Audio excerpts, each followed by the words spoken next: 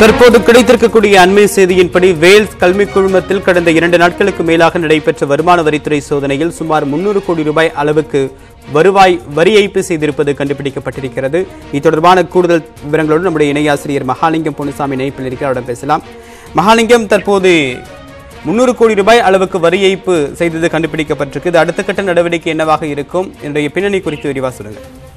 நிச்சயமாக தேவா, கடந்த 3 நாட்களாக வேல்ஸ் கல்வி குழுமம் சம்பந்தப்பட்ட 30 இடங்களில் வருமான வரித்துறை அதிகாரிகள் சோதனை மேற்கொண்டார்கள். இந்த சோதனை முடிவுக்கு வந்திருக்கிறது.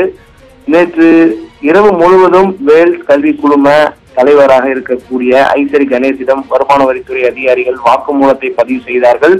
வாக்குமூலத்தை பதிவு செய்துவிட்டு தற்பொழுது எவ்வளவு கணக்கில் வராத வருமானம் அல்லது வரி செலுத்தாமல் மறைக்கப்பட்ட வருமானம் எவ்வளவு என்பது குறித்து ஆய்வை மேற்கொண்டார்கள். அந்த ஆய்வின் முடிவில் சுமார் 300 கோடி ரூபாய் அளவுக்கு வரி ஏய்ப்பு என்பது அந்த சொத்துக்கு வருவாய்க்கு வரி செலுத்தவில்லை என்று கண்டுபிடிக்கப்பட்டிருக்கிறது என்று வருமான வரித்துறை தரப்பில் கூறப்பட்டிருக்கிறது. தொடர்ந்து இது சம்பந்தமான விசாரணை நடந்து வருகிறது. வெளிநாடு மற்றும் உள்நாடு ஆகிய இடங்களில் பல்வேறு நகரங்களில் பல்வேறு தொழில் நிறுவனத்துடன் வேல்ஸ் கல்வி குழுமம் நடத்திய பண பரிவர்த்தனை குறித்த விசாரணை என்பது தொடர்ந்து நடைபெற்று வருவதாக கூறப்பட்டிருக்கிறது. இந்த 300 கோடி ரூபாய் மறைக்கப்பட்ட வருவாய்க்கு வரி செலுத்த ஐசரி கணேஷ் ஒப்புக்கொண்டதாகவும் வருமான வரித்துறை புலனாய்வு பிரிவு அதிகாரிகள் தெரிவித்திருக்கிறார்கள்.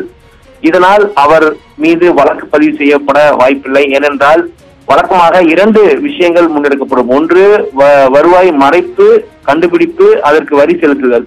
சிலர் வரி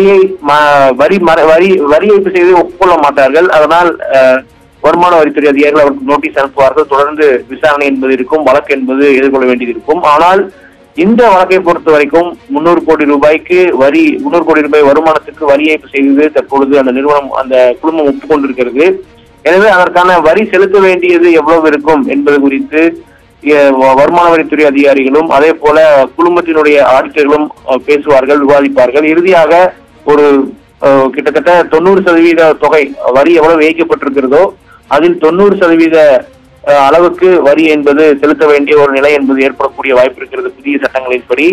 எனவே தற்பொழுது 300 கோடி ரூபாய் வரி ஏய்ப்பு இருந்தால் 300 கோடி ரூபாயில் மதிப்புள்ள வருவாயில் 90% அவர்கள் வரி செலுத்த வேண்டிய ஒரு நிலையம் ஏற்பட்டிருக்கிறது என்று வருமான வரித்துறை தரப்பில் கூறப்பட்டிருக்கிறது. தேவா, தற்போது 300 கோடி ரூபாயில் 90% 270 கோடி ரூபாய் அளவுக்கு அபராதம் அல்லது வரியாக கூட கணக்கீடு எடுத்துக்கலாம், செலுத்த வேண்டியிருக்கும்.